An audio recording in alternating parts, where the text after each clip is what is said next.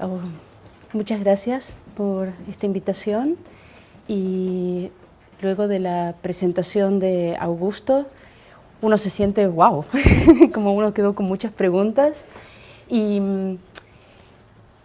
yo voy a hacer una pequeña presentación. Yo trabajo en un museo en Gotemburgo con las colecciones en particular americanas donde por invitación de Augusto y de Manuela me preguntaron de presentar un poco el material que hay de Rachel Dolmatov. Pero para llegar a ese material voy a presentar un poco también el otro material que tenemos, porque calculo que es muy interesante para muchos de ustedes. El Museo de Gotemburgo, en Suecia, se llama Museo de la Cultura del Mundo y era el ex museo de etnografía de la ciudad de Gotemburgo. Y en el año 99 se convirtió en un museo nacional. O sea que desde el año 2000 nos convertimos en esta nueva institución y las colecciones son las mismas del viejo Museo de Etnografía, pero como en un nuevo paradigma ideológico y un nuevo tipo de exhibiciones. Así, sin embargo, tenemos divididas las colecciones, seguimos manteniendo el sistema del viejo Museo de Etnografía, donde podemos ver las regiones y están divididas en arqueología y etnografía. Y si uno compara, si uno puede sumar Sudamérica, América del Norte y América Central, puede ver que en general el 75% de las colecciones del museo son americanas. Si vemos las partes de las colecciones de Sudamérica, podemos ver que de Colombia hay 1.593 objetos arqueológicos, 2.700 etnográficos y tenemos alrededor de 1.000 fotos de Colombia. La historia de cómo estas colecciones empiezan a llegar a Gotemburgo tienen que ver con diferentes etapas de la ciudad de Gotemburgo. La ciudad de Gotemburgo es una pequeña ciudad, la segunda ciudad en Suecia, luego de Estocolmo, con una gran conexión económica. Es la ciudad trabajadora de Suecia, con un gran puerto y muchos contactos comerciales desde la época de la Compañía de Indias.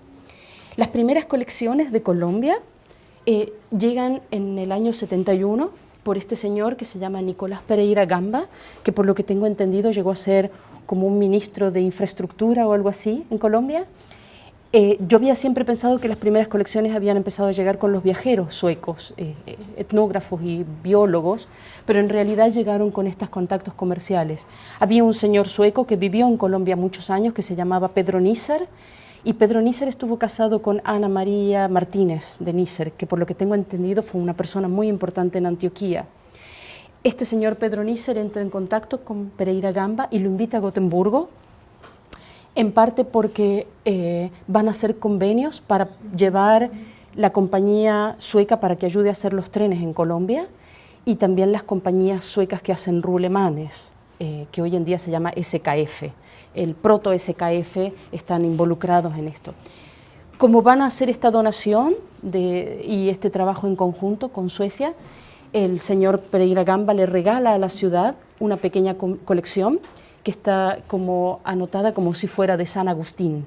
Ahora esta colección nunca ha sido estudiada por ningún, solamente está registrada y sin haberse estudiado. O sea que esta información de que es San Agustín o, por ejemplo, hay una nariguera, quimbaya y eso, pero en realidad no está como estudiado. Los primeros trabajos y de donde hay más colecciones tienen que ver con los viajes de Gustav Bolinder. Bolinder llega en el año 13 a trabajar a Colombia, 13-14, pero al empezar la Primera Guerra Mundial, él queda atrapado en Colombia, como él escribe en sus cartas, y no pueden volver por 2 años. Él y su señora quedan y empiezan a viajar en Colombia. Él entra en contacto ahí con un alemán que es Konrad Theodor Preuss, y yo no estoy muy segura de cómo fue la relación de ellos, si fue amigable o no, eso no lo puedo ver en las cartas nuestras.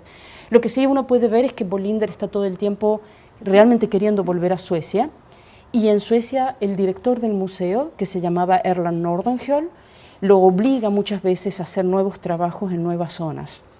Es un poco, uno puede notar como parte del trabajo de Bolinder está dictado desde Suecia por Nordenskiöld. a pesar de que ellos tenían esta relación, digamos, de profesor-estudiante, creo que ideológicamente hay una gran diferencia entre ellos. Pero esto es como una cuestión un poco intuitiva. He empezado muy poquito a ver este material, pero en las cartas se nota que hay una gran diferencia. Nordenskiöld muchas veces le dice a Bolinder que por favor vea qué está haciendo Preuss también, ¿no? Es como a Nordenskiöld en realidad le interesa mucho el trabajo de lo que está haciendo Preuss. Y debido a eso, esta es parte de... Hay muchas fotos de Bolinder y muchos objetos etnográficos y arqueológicos de los viajes de Bolinder. Su esposa escribe cuentos para niños sobre Colombia. Están publicados solos en sueco, pero escribe mucha bibliografía para niños y jóvenes sobre Ica o Kagaba, etc. Debido a los contactos que Bolinder tiene con Preuss, entonces Nordenskiöld empieza a tener mucho también contacto con Preuss y le empieza a pedir por favor que le envíe fotos de la zona de los viajes que él ha estado haciendo. Estos materiales llegan al año 20 a Gotemburgo. En parte ha sido presentado por Manuela y Augusto hace unos años atrás. Como el material de Preuss en Berlín desaparece por la guerra, entonces estas copias son una de las últimas copias que han quedado de este material. Se puede notar un poco, pero esto yo no tengo no soy muy especialista en esto, pero se puede notar que Nordenskiöld tiene un gran aprecio por el trabajo que está haciendo Preuss y a veces un poco critica a Bolinder en algunos puntos. También es un poco la relación profesor-estudiante, ¿no? El mismo Nordenskiöld hace una expedición grande en el año 27 y lleva con él a Sigvald Linné. Sigvald Linné era un arqueólogo sueco y hacen un viaje desde la zona Cuna en Panamá hasta el Chocó en Colombia. Este material es un material muy grande, fotográfico, y el material arqueológico de Sigvald Linné fue presentado en el 27-28 en un libro que se llama Darien in the Past, y todo ese material está hoy en Gotemburgo. Desde la época de Linné, de Sigvald Linné, nadie ha visto más ese material, no se ha vuelto a estudiar. La idea de Nordenskiöld es que todo el tiempo es muy importante ese pasaje. Nordenskiöld tiene todo el tiempo la idea de que hay que ver qué está pasando en Colombia en relación hacia Centralamérica y hacia el sur y hacia la parte amazónica. Casi todos los estudiantes de Nordenskiöld van a Sudamérica para estudiar más que nada las tierras bajas. Casi ningún sueco hace mucho trabajo de campo en las zonas altas. Eso es muy interesante porque se diferencia un poco de otras tradiciones. Las tradiciones suecas siempre han sido a nivel de etnografía especialmente, y un poco de arqueología también, la parte de las zonas bajas. Nordenskiöld, la diferencia, por ejemplo, una cosa muy interesante en todo el material de Nordenskiöld, desde muy temprano, desde que él empieza a ir a la zona del Chaco en Argentina, es que todas sus fotos siempre tienen el nombre de todas las personas, no solamente de los suecos o los investigadores, sino, por ejemplo, él establece una relación muy especial con Selimo. Tenemos mucho material entre él y Selimo, y hasta le ayudan a escribirse. Creo que Selimo no sabía escribir, pero siempre tienen correspondencia y se ayudan a escribir entre ellos. Nordenskiöld queda muy... se nota un gran cambio en Nordenskiöld entre el año 20-24, cuando él empieza a recibir mucha influencia de Franz Boas. Él cambia y bastante en su relación también con la gente. Erland Nordenskiöld es una persona que tiene mucho interés por la gente que va encontrando, y se puede notar en sus cartas en el archivo, cosa que, por ejemplo, no hemos notado mucho con Bolinder. Bolinder es como más interesado en la parte de cultura material y no tanto en las personas en general, aunque su esposa hace muchos trabajos interesantes con niños. En el año 47, después de que Nordenskiöld ha estado ahí, uno de los estudiantes de Nordenskiöld muere en el año 32, pero uno de los estudiantes, Henri Bassen, empieza a hacer trabajos siguiendo la trayectoria de Nordenskiöld. Entonces él se va primero, empieza a hacer un viaje general en Colombia, y ahí él entra en contacto con Gerardo Reichel Dolmatov. Bassen y Dolmatov se escriben desde el año 47, cuando es la primera llegada de Bassen, hasta los 80 y algo, 83, 84 son las últimas cartas. Yo no he tenido posibilidades de ver todas las cartas, me he concentrado entre el año 40 y 50, y entre el año 40 y 50 hay más de 25 cartas. Bazén sigue yendo a Colombia hasta 4 o 5 años antes de morir y sigue teniendo contacto no solamente con Reichel, pero también con la gente del Instituto Nacional en Colombia. Él tiene mucho contacto también con Duque. Y mediante las cartas se puede ver que se empieza a desarrollar un gran conflicto entre Reichel Dolmatov y Duque. Al final, un poco la conversación entre ellos dos a veces pasa por Bazén. Reichel le dice, por ejemplo, a Bazén, por favor, pídele a Duque tal cosa. Y se la mandan a Suecia, y de Suecia Bazén se la manda a Reichel otra vez a Colombia. Eso lo he podido ver en 2 cartas, que es muy interesante ese contacto que hay. El material de Reichel, calculo, esto es un cálculo muy grande, es que hay alrededor de 140 cartas y hay pocas fotos. Las fotos de Reichel tomadas son por Bazén. Bazén durante al menos 20 años le pide por favor a Reichel que mande objetos, y Reichel nunca mandó ningún objeto a Gotemburgo. Sin embargo, recibe colecciones en parte de Duque y de algunos otros colombianos. Bazén hace el mismo 2 trabajos arqueológicos en Colombia, aunque él nunca tuvo nunca fue su interés arqueología. En Gotemburgo el arqueólogo que tenía el museo era Stig Rydén, y Stig Rydén nunca llegó a la parte colombiana, pero trabajó mucho el material de Sigvald Linné y el material también de Kurni Muendayú y de otros que habían pasado en la zona hacia la parte amazónica. El material de Rydén entra un poquito a la arqueología colombiana, pero él tiene un gran conflicto con Henri Bazén y nunca pudo analizar el material de Bazén. De estas excavaciones hay algunas fotos, no son muchas, algunas están publicadas por el mismo Bazén, pero Bazén no publicó mucho sus propios materiales. Sus publicaciones son muy pequeñitas y no con mucha información, pero el material de cartas de Bazén es enorme, porque él no publicó mucho, pero se escribió todo el tiempo. Tenemos una lista de al menos 20 personas de Colombia, donde él tiene intercambio, desde jefes de institutos, personas que Reichel le dice que tiene que conectarse, estudiantes de Reichel, gente que publica libros, editores, etc. Esta foto es de Henri Bazén y Niels Holmer. En este viaje que ellos hacen, Niels Holmer es lingüista y escribe hace varios diccionarios de diferentes lenguas de Colombia. Lo que uno nota también es que Reichel en sus cartas quiere conseguir los materiales de Bolinder. Los libros de Bolinder están publicados parcialmente en sueco, pero él publica mucho más en alemán que en sueco. Y por lo menos desde el año 47 hasta el año 54 está Reichel preguntando información sobre Bolinder. Al final, Bazén los pone a ellos dos en contacto, y esa correspondencia, yo no le he podido ver, esa correspondencia está hoy en Estocolmo, pero en una parte que pude ver hace un par de meses atrás en Estocolmo, se trata de una correspondencia muy grande entre Bolinder y Reichel Dolmatov.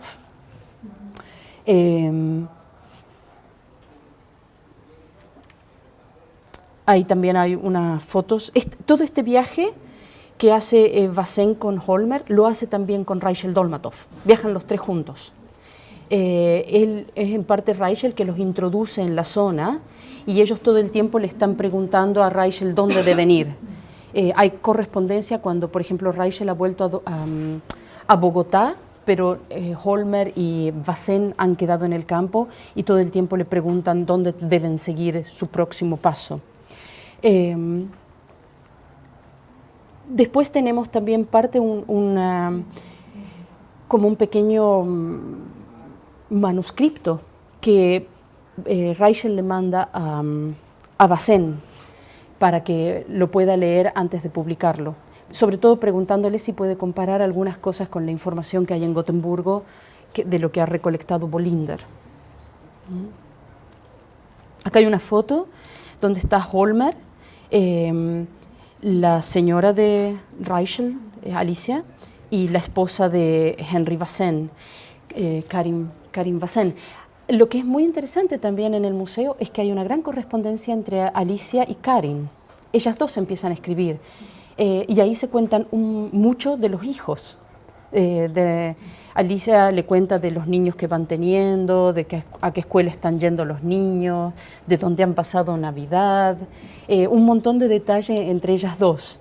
Ese material nunca ha sido estudiado, pero la correspondencia entre ellas dos como que se hacen amigas. Él es Holmer, Alicia, Karin y Gerardo.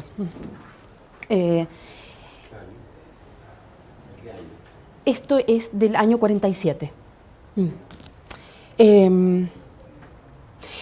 Uy, salió súper mal. Esta es una máscara. Perdón que esta no está traducida, pero tenía una versión que estaba completa, pero mi chip se llenó de virus y esta es una que bajé de internet que tenía. Pero esta es la única máscara que encima es una copia, no es un original, que consigue Bazén por ayuda de Reichel Dolmatov y que se la mandan del Instituto Colombiano de Antropología en Bogotá en el año 55. Bazén primero pide que por favor le consigan una original y Reichel le dice que no, que le pueden ayudar a hacer una copia, lo cual me parece muy interesante porque Bazén en Suecia por lo menos en 3 oportunidades pidió por favor y financió, no sé, en Argentina se dice huaqueos, ¿se dice igual en Colombia? Sí, bueno, él pidió por favor y, por ejemplo, tenemos una colección muy importante de Bolivia, donde Bazén financia para que se haga un huaqueo en la zona de Tiahuanaco. Y un poco lo que uno entiende en estas cartas a veces es que él está tratando de decir que el museo tiene recursos para comprar unos originales, y etcétera, etcétera, pero Reichel le ofrece, y hay una serie de estas copias. Lo que sí, y un poco para terminar, es que si tenemos mucho material huaqueado de Colombia, y ese material no llegó por contactos entre investigadores, pero Bazén tenía muy buenos contactos con la embajada sueca y muchos de esos objetos llegaron en valijas diplomáticas de los embajadores suecos en Colombia. Pero también en parte, siguiendo un poco la tradición, muchas veces algunas autoridades, no de los institutos, pero algunas autoridades colombianas sabían, pero como tenían esas relaciones comerciales muy fuertes, sobre todo en la introducción, por ejemplo, de SKF, de la venta de rulemanes, eso se nota bastante que hay un gran lobby atrás de eso, ¿no?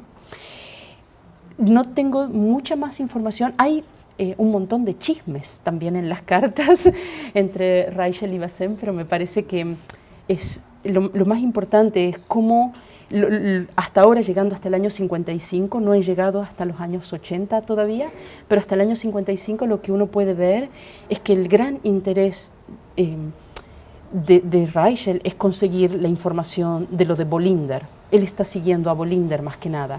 Y cómo la relación de Bolinder con Preuss ha sido. Muchas gracias.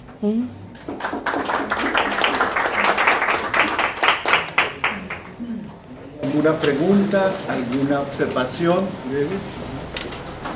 Adriana, ¿en qué lengua están las cartas entre Bazén y Reichel y Bolinder y Reichel en alemán? No, entre Bazén y Reichel son todas en inglés. Yo acá tengo algunas, hasta el año 40, el que le interese las tengo en PDF porque las he escaneado, pero no son todas, son algunas. Tengo un par de las cartas también entre las señoras, entre Alicia y Karin. Creo que tengo unas 15, 20 cartas acá, si a alguien le interesa les puedo hacer copia. Y entre Bolinder y Reichel, esas son en alemán. Pero esas están en Estocolmo, esas he pedido ahora poderlas ver en lo que queda de este año, algunas. Y quiero ver las que tenemos en Gotemburgo hasta los años 80, porque esas no las he visto. Pero las que tengo se las puedo dar. Sí. Sí, un comentario. Bolínder hizo un viaje por los llanos orientales de Colombia en la década de 1930. Él fue a San José del Guaviare y después subió por el Bichada, al río Muco, Sí. afluente del Bichada. Ahí estuvo con poblaciones Piapoco, Sálivas, los Guaíbos, los Sicuani de esa región. Y poco después Reichel publicó un artículo que se llama Cultura Material de los Guaíbos. De lo que hizo Bolínder quedan unas fotos, porque el viaje lo hizo con un antioqueño que se llamaba Ramón Carlos Góez, que era profesor de escuela, geógrafo y fotógrafo. Y ellos tuvieron un encargo del Ministerio de Educación Nacional para visitar esa región. Bolínder dio clases en la Universidad Nacional. En los 35, Sí, por ahí, sí. ese viaje fue en esa época. Sí. Entonces, eso como que corrobora ese interés de Reichel por la obra de Bolínder, porque lo que queda de Bolínder de ese viaje son sobre todo fotografías de las viviendas, de las cocinas, un poco de los pueblos, los paisajes, más de cultura material. Sí. Pero material Reichel del- sí describió eso Sí. detalladamente. El material de los 35, después del 33, parte de ese material está en Estocolmo y hay colecciones de ese viaje en Estocolmo.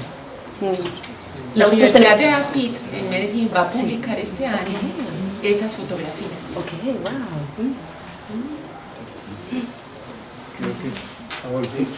La fotografía esa de Santa Marta, ¿es el Instituto Etnológico o es la casa donde ellos vivían en Santa Marta? Es la casa donde vivimos. Es la casa. Sí, sí, sí. Todas estas fotos que yo he mostrado, a las personas que les interesa, puedo mandarles el link de nuestra base de datos. Nuestra base de datos está en sueco, pero si uno pone Google Translator a veces funciona. Y si no, me pueden escribir y yo les mando. Pero si uno pone en la base de datos, nosotros tenemos digitalizadas todas las fotos. No están en muy buena calidad, pero si alguien necesita publicar alguna foto de nuestra base de datos, está permitido.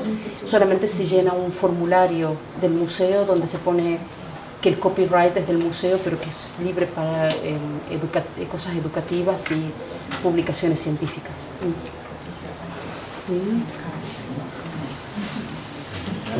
Gracias.